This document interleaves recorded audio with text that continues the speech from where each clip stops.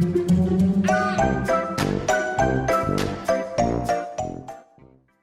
guys, Sandy here, and today I am back to show you a little bit of an envelope project. So these are A2 envelopes from Brutus Monroe. I also have a couple of the 6x6 paper collections. This is weathered wood, this is rustic florals, and I have the very beautiful July stencil of the month. So let's see what I can do. Okay, so I want to walk you guys through this live a little bit because I think it will be easier to explain it while I'm doing it rather than explain it during a voiceover. So these are just some A2 size envelopes, and we're going to make a little mini book out of it. I'm not going to use all of them. This would be a larger mini book, just probably going to use 3 or 4. Okay, so the first thing you want to do with your envelope is find one, and then you want to tuck the flap down inside the envelope. So you don't want to, you want to kind of like roll it down in there. So I'm just getting it under the little bits right there, and we're gonna push it down and roll it into it. Okay, then, whoops, bent that up. Okay, so you're gonna flatten that out. I keep bending that little guy up. Then you're gonna take another envelope and you're gonna turn it the opposite way. So you have this one with the guts showing, and this one, your guts are not gonna be showing. Flip up the flap, slide it in,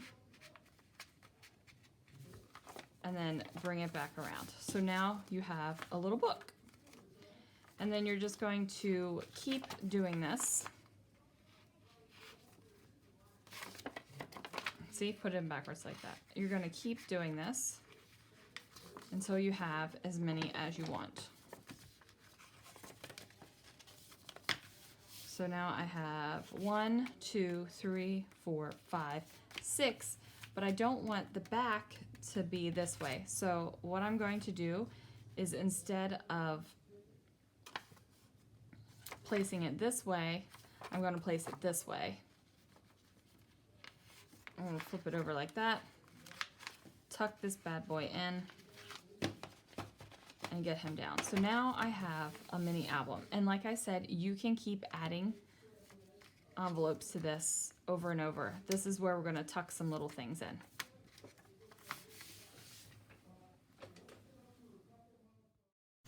Okay, now that you guys have seen how to put together the envelope art album, we are going to go ahead and decorate it now. So this is the super fun part. Now I just have to tell you that this month's stencil of the month is my jam. It is gorgeous.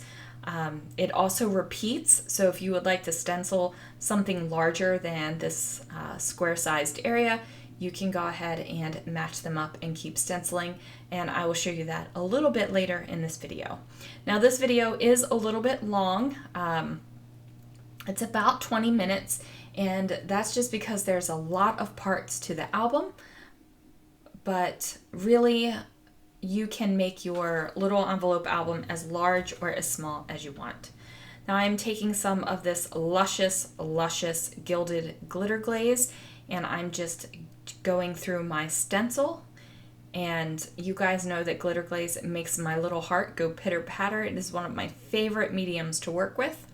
I'm just using a palette knife that I only use for glitter glazes, glitter pastes, any kind of glitter medium. I use this one palette knife for, and that is because the glitter will stick. Even if you wash it off right away, wipe it off right away, it's still gonna stick. And you don't want your glitter palette knife to be mixed in with your velveteen glazes or anything like that. So I just make sure that I have one palette knife just for glitter. So that guy dried off. That is also on top of a sheet of paper from the Weathered Wood paper collection.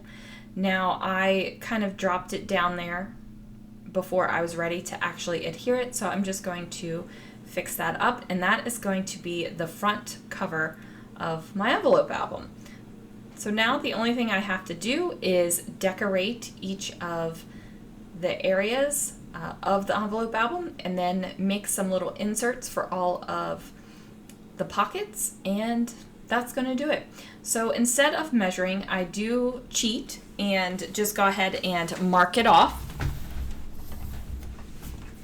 And then I'm just going to go ahead and trim down all of my papers and things so that they will fit. Now I'm also using this Rustic Florals paper pad, so I'm using the weathered wood and Rustic Florals, and I really think that they go well together, and I think that the stencil on top of it just like makes it amazing. And now I was thinking about how I was going to do this stencil and how it was going to come out. So I pull apart my envelope album just about every time I'm adding stenciling to it. And then see how easily the little papers come out. So now I have this side of the album where I have 2 pockets instead of just 1. And I'm trying to figure out how I want my stenciling to go. I'm thinking about, do I want more glitter in here? Do I want to use more inks? What do I want to do? Ultimately, I decide to bring back in the stencil, and I am definitely going to be using my inks. So I am using 2 Brutus Monroe surface inks. I'm not sure if both of them are still available in the shop. If they are, I will link them down below. However, you could do this with any kind of ink. So I'm using my Pink and Main blender brush, and I'm using 2 varying shades of green, and I'm just going to go ahead and run this blender brush over my stencil, and I'm just making sure that I get some fun variations. So then I'm going to line up the stencil with an area that I've already stenciled. See how it can be a continuous stencil. Isn't that awesome? I love it when stencils work like this, especially when they are a small stencil and I want to cover more space. So I go ahead and line that up, and then I'm just using my blender brush one more time with the ink, and then I'm just going to apply it like so. Now I do have multiple blender brushes, and I kind of keep them within color families. So like this is my green blender brush. I only use green ink. I do take my little orange cloth here that I got from the Brutus Monroe store. I'll link that down below, and I just kind of, you know, rub off the majority of the ink that's left on the blender brush, just so I don't have a lot of ink sitting there on top of the brush. Now I am even closer to have my little mini album done. I decided not to use the stencil on the flat panel in here on the inside. I decided to go ahead and use another piece of the Rustic Florals paper. Now I do go in and pull out my most favorite stamp set from Brutus Monroe. It's the Botanical Banner stamp set. I just love the gorgeous rose on the stamp set, and I love how the banners just nestle in perfectly. Oh, I lied. I'm not to that point yet. This is where I go ahead and I use some pearl paste through the stencil. Now, as you can see, I did not clean the stencil off before I brought in the pearl paste. And what that is going to do is it's going to pull some of the green off the stencil when I'm putting the pearl paste through it. And that's okay. I don't mind tinting this pearl paste green through the stencil because obviously I'm using these greens throughout the entire project, and I'm okay with it. And it's not so much that when I dip my palette knife into the pearl paste, it's not leaving green residue. So it isn't really contaminating what's in the pot still. So I go ahead and do that right on through. I don't know if you can tell, but the pearl paste is very green right there. So that did not go back in the pot. That did get kind of wiped off. So while that bad boy was drying, I figured out what I wanted to do with the next panel, and this is where I bring in that Botanical Banners stamp set, because like I said, you guys, this is my ultimate favorite stamp set. I it's just a small little stamp set. It's got some gorgeous florals. It's got some, you know, perfect sentiment banner strips, and I just love it. It is my favorite one. So I'm going to go ahead and use the embossing ink pad to go ahead and place that down. And then I'm going to use the Gilded Sparkle embossing powder. And you guys, oh, it's gorgeous. Now you guys know I am a complete slob when it comes to embossing, but I love it so much that I just keep on doing it. If I had my dream room and my dream setup space, there would be a section of the room that was just for embossing. Like I would have an embossing station, and then that way if it got messy, that was fine. I wouldn't have to like worry about every little thing, because you guys, I'm a slob when it comes to embossing powder, and that's not going to stop me from using it because I love it and I love the effect, and it is literally magic. Magic. I know there's science behind it, I know all that, but it is magic and I love it. So we're just going to keep doing it. Now I'm going to trim down the card, and again, I'm not measuring, kind of eyeing it up, making sure that it fits and that it is the same size of the other card that I did, which has the pearl paste on it. And you can kind of see it on the video over here. You can kind of see what's going on, but in person, it really does have a beautiful effect. So I go ahead and place this bad boy down right there. And then I'm thinking that I got to put some sort of sentiment over there next to the Botanical banner stamp set. And surprisingly, I don't use a sentiment from the Botanical banner stamp set. I end up using another stamp. I grab a punch that I've had in my stash for a good long while, and I'm just going to punch out these little scalloped circle shapes from the scraps where I created the inserts. I'm going to run them through a sticker maker, and then I'm going to put them on top of the inserts opposite. So this darker blues tab is on the lighter side, and the lighter sides has a darker blue tab on it. I think I just said the same thing twice, maybe. But anyway, it's opposite so that you can pull them out kind of easily. So now I'm just thinking I've got to put something as an insert there, and here I'm trying out the banners, and I'm like, maybe that one? But I put that off to the side because I do have this beautiful one to do right here.